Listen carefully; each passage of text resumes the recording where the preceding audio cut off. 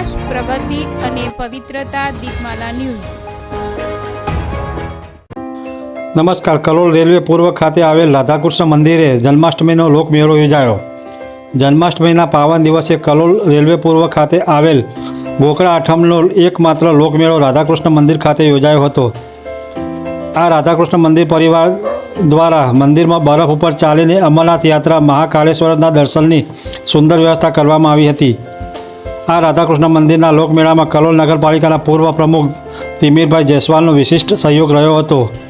Kalol railway પૂર્વ રાધાકૃષ્ણ મંદિર ખાતે યોજાયેલા લોકમેળામાં કલોલ તેમજ આસપાસના ગામડાઓની જનતા ખૂબ મોટી સંખ્યામાં દર્શનનો લાભ લીધો હતો. દીપમાલા ન્યૂઝ, કલોલ.